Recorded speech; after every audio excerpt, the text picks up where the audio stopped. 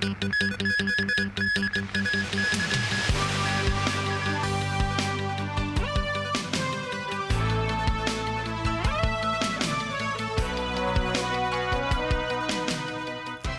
evening and thank you for joining us. The latest political quagmire plaguing CK Hutchison, owned by Hong Kong's tycoon Li Ka-shing. After the conglomerate revealed plans to sell its Panama Canal port operations to a U.S. consortium, Bloomberg News reported that Beijing has set out investigations looking into whether the deal could endanger national security. Weighing in on the saga for the first time, Chief Executive John Lee said today the case warrants serious attention. In a departure from its usual practices, CK Hutchison said it will not host an annual results press conference or an analyst meeting on Thursday. Currently, CK Hutchison's subsidiary owns 2 operating ports at both ends of the Panama Canal. Earlier, the Hong Kong conglomerate unveiled plans to sell its controlling stake in all port operations around the world, except for those in mainland China and Hong Kong, to a consortium including American investment bank BlackRock Inc., a deal that's expected to generate nearly 150 billion Hong Kong dollars in cash proceeds. CK Hutchison stressed the move is not related to anything political. Bloomberg News cited sources that senior Chinese leaders have ordered several government agencies, including the State Administration for Market Regulation, to scrutinize the deal and see if it could endanger national security. The source told Bloomberg that this examination by Beijing does not necessarily result in follow-up action. The Hong Kong and Macau Affairs Office of the State Council has reposted commentary articles related to the deal twice. They include one reposted last Thursday that rebukes the foolish move of CK Hutchison. The commentary said the port deal is no ordinary commercial acts, but tactics from the U.S. which use its clout to pressure and encroach on other countries' rights to defend its own interests. Last Friday, the Hong Kong and Macau office reposted another editorial which said the so-called smart transaction might have ignored or even undermined national and global interests. For the first time, Chief Executive John Lee commented on the saga. There have been extensive discussions in society about the issue, and this reflects society's concern over the matter. These concerns deserve serious attention. The Hong Kong SAR government urges foreign governments to provide a fair and just environment for enterprises, including enterprises from Hong Kong. We oppose the abusive use of coercion or bullying tactics in international economic and trade relations. According to CK Hutchison's previous announcement, the port deal has only reached in-principle agreements with more conditions to fulfill. They include the approval of legal and regulatory authorities.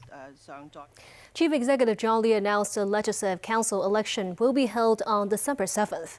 Lee has also requested the relevant government bureau and the Kai-Tak Sports Park to set up a mechanism to arrange regular meetings to prevent previous blunders in hosting events at the facilities there. Chief Executive John Lee announced a polling date for the 8th Legislative Council is slated for December 7th, with 90 lawmakers to be elected. 3 months before that, on September 7th, Election Committee subsector by-elections will be held to select 90 people joining the body. The 1,500-member Election Committee is responsible for electing 40 members of Legislative Council and nominating candidates. The Constitutional and Mainland Affairs Bureau will unveil the nomination period on a later date. Lee also requested the Culture, Sports and Tourism Bureau and the Kai-Tak Sports Park set up mechanisms to facilitate regular meetings with a designated spokesperson. This as multiple controversies arose in the first month after the sports park was opened. They include non-ticket holders spotted entering the stadium on the opening day and spectators being asked to leave early before the World Snooker Grand Prix match ended. Lee also unveiled a special admission scheme to facilitate the travel of special guests from the 10 ASEAN countries to Hong Kong. With immediate effect, these visitors who have made considerable contributions to Hong Kong's economic development can enjoy expedited immigration clearance. Now,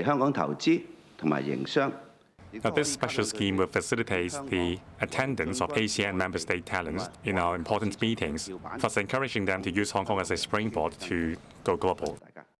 Their visa will have a 3-year validity period with the application process streamlined. These visitors can stay in Hong Kong for 2 months or more on each visit. Relevant bureau will start sending out invitations to business and legal leaders. The health ministry in Gaza says more than 400 people have been killed as Israel has resumed its war on Hamas in Gaza with a series of airstrikes. The attacks have shattered a 2-month ceasefire, and Israel says it will intensify operations because there has been no progress in peace negotiations. David Garrett reports. Bare hands and small tools used to try to shift the debris. Bodies trapped under this building that until yesterday was a Hamas-run prison. Medics say dozens of prisoners and officials were killed just in this strike in a widespread surprise Israeli attack. Khan Yunis was also hit, Israel delivering on its threat to restart the war if conditions for phase 2 of the ceasefire were not met. Hamas says Israel attacked defenseless civilians. People already living in makeshift accommodation called it a night of hell. Faiza Abu Musa says this was the worst night of the war. She survived but says it was impossible to sleep. She says only women and children died. No fighters were killed here.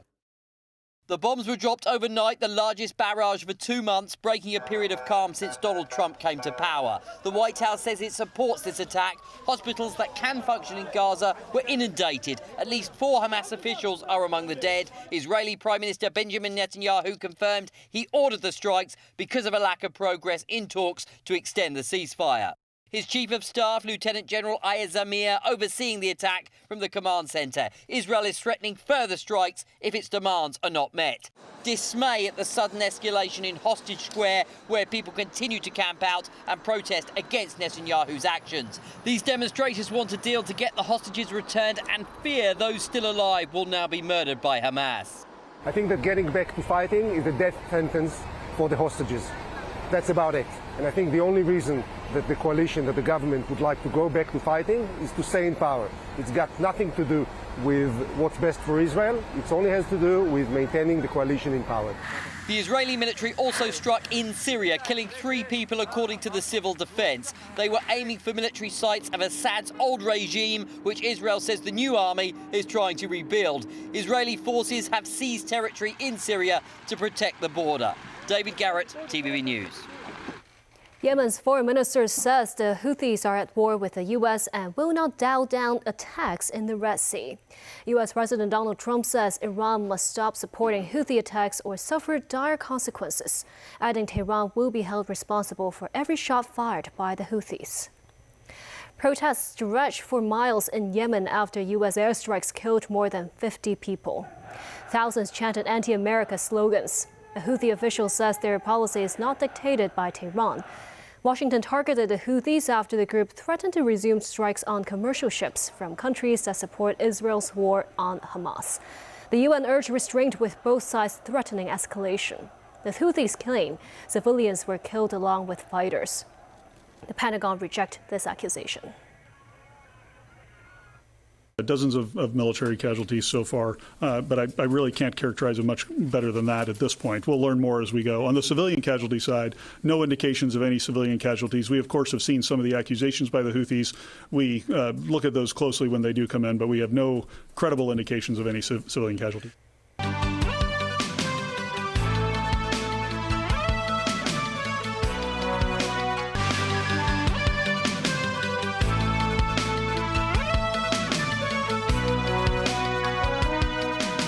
Welcome back. Canadian Prime Minister Mark Carney met the leaders of Britain and France on Monday during his first official overseas trip. This is a bid to garner further support from 2 of Ottawa's oldest allies as U.S. President Donald Trump targets Canada's sovereignty and economy. Daniel Rao tells us more. Canadian Prime Minister Mark Carney kicked off his first official foreign trip since being sworn in on March 14th with a visit to Paris for talks with French President Emmanuel Macron. Macron and Carney appeared in front of reporters before their meeting, but did not take questions. This and a possible sign the French president might not want to accept US President Donald Trump by siding with Canada. Carney told the press Canada is looking to maintain strong ties with France and the rest of Europe amid strained relations with Washington. With you, Mr. President, I want to ensure that France and the whole of Europe works enthusiastically with Canada, the most European of non-European countries, determined like you to maintain the most positive possible relations with the United States. Canada is a reliable, trustworthy, and strong partner of France, which shares our values and lives them through action during this age of economic and geopolitical crises. Since US President Trump came to office, he has imposed whopping tariffs on Canadian steel and aluminium and repeatedly commented on turning Canada into the 51st US state. Macron said tariffs only bring inflation. He did not address Trump's recent verbal attacks on Canada. Carney later travelled to London, where he was received at Buckingham Palace by King Charles III, Canada's head of state. Carney then headed to number 10 Downing Street for talks with British Prime Minister Keir Starmer. Both leaders stressed the importance of UK-Canada ties. The relationship between our two countries has always been strong. Two sovereign allies, so much in common, shared history, shared values, shared king. Our partnership can only deepen, and if I may add one other, which is particularly in these days, our security cooperation, which is seamless, is essential. On Tuesday, Carney will travel to the edge of Canada's Arctic to reaffirm the country's security and sovereignty. Carney has said he won't sit down with US President Trump until the US is ready to have a more comprehensive discussion on trade and security. Dan Royal, TV News.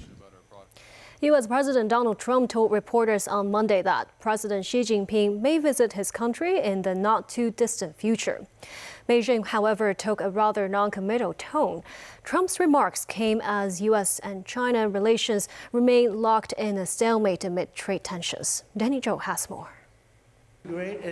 On Monday, U.S. President Donald Trump toured the John F. Kennedy Center for the Performing Arts, which is situated on the banks of the Potomac River. It was Trump's very first visit to the center after he replaced the previous board of directors. After attending a meeting of the new board, Trump installed himself as chairman and floated the idea of overhauling the institution. He mentioned the recent visits by leaders from India and France and said assertively that President Xi Jinping would visit Washington. We had the head of China coming in to top people right underneath President Xi, and he'll be coming in the not-too-distant future. Trump did not provide further details about the potential meeting. In recent weeks, Trump touted his good relationship with the Chinese leader. The Wall Street Journal earlier reported Washington and Beijing were in early-stage discussions about arranging a summit between the two presidents in the United States in June. However, the White House did not respond to requests for comment about the talks. Beijing has not discussed the matter publicly. Since Trump's second inauguration in January, he has implemented more tariffs on Chinese imports, which swiftly prompted Beijing to impose a limited set of retaliatory measures against U.S. products. And so far, there has been little sign of progress on a slew of issues ranging from trade to fentanyl. The Financial Times cited sources saying China's ministerial-level talks with the U.S. on a trade deal had not yet begun, and that it is not likely for Xi to hold a meeting with Trump without first sealing some elements of a deal. The two leaders previously met face-to-face at the Mar-a-Lago estate in Florida back in 2017, not long before Trump began waging a 2-year trade war against China during his first term in the White House. Danny Zhou, TVB News. The ICAC has arrested 22 people on suspicion of accepting bribes and assisting an intermediary company to defraud banks of mortgage referral fees. Among those arrested are 18 bank employees. Mo Seng-ai reports. In an operation this month, the ICAC arrested 22 suspects. Among them, 18 were frontline employees from 10 Hong Kong banks. In a press conference today, the ICAC said the banking staff allegedly accepted bribes totaling $2 million to help an intermediary company to defraud banks of mortgage referral fees. The intermediary would receive referral fees if it managed to get clients to apply for mortgage loans at banks. The bank employees allegedly included referral application forms in documents prepared for mortgage loan applicants who had directly approached the banks for their signing. By doing this, they misled the banks to release referral fees to the intermediary. A few suspected forged signatures were also found on some referral forms. More than 200 mortgage loan applications were affected. Investigations also show that some applications involved false income proof documents. In one case, a person was said to have accepted over $100,000 in bribes for processing the mortgage loan applications. Authorities said applicants were not aware of the mortgage referrals, adding that the public should be cautious when dealing with bank application documents. All suspects have been released on ICAC bail. The ICAC says the arrests are exceptional cases, stressing that corruption is not commonplace in the local banking industry. Memos 9, TVB News. The Hong Kong Observatory expects the typhoon season will begin in June or earlier. About 5 to 8 tropical cyclones are expected to affect Hong Kong this year. The weather forecasters said the water temperature in the central and eastern equatorial Pacific Ocean will gradually increase in the coming month. 2025 is expected to see a higher than average temperature and rainfall ranging from 2,100 to 2,700 millimeters throughout the year. In 2024, the city saw the warmest average temperature on record at 24.8 degrees Celsius. The observatory noticed strong earthquakes rattle the South China Sea trough region of Japan every 300 to 600 years. But HKO said even if a quake happens, it will have little impact on Hong Kong. The Hong Kong Jockey Club recently awarded scholarships to more than 100 young people. Some of them are going to use the financial support to make inventions as a way to give back to society. Samantha Lee has a story. In the face of adversities and setbacks, some may blame fate, while others may choose to overcome the obstacles proactively. James Lee is one of the 116 Hong Kong Jockey Club Scholarships awardees. He was diagnosed with spinal muscular atrophy at the age of 3, and he faced a gradual loss of muscle strength and reliance on a wheelchair. In his senior secondary school years, he teamed up with 2 friends to design an assistive input device, which allows people with dexterity issues to navigate computer with head movements. Fatigue is a very real issue. It can be very challenging to do very simple daily things, fetching water, studying, or just getting up, doing something. For the people who say, there are no challenges in life, guess what? They're lying, all right? There are challenges. But it makes you realize that even though you acknowledge there are challenges, it makes you step over them. And if you can't jump over them or even fly over them. Also awarded a scholarship is a first-year medical student, Jenna Choi, who aspires to improve the health of women and children. Are very used to undergo different activities, but for some of them, for children especially, they still have years to live. How can we actually help them to ease their and relieve their discomfort? I really want to directly heal them. I want to help them to allow them to continue strive and also develop their full potentials. Apart from regular scholarships, the Jockey Club established STEM Early Career Research Fellowship to support talents from technological views. Hu Deling, a doctoral degree holder, chose to develop his research career in Hong Kong and focuses on his AI-assisted miniature magnetic robots.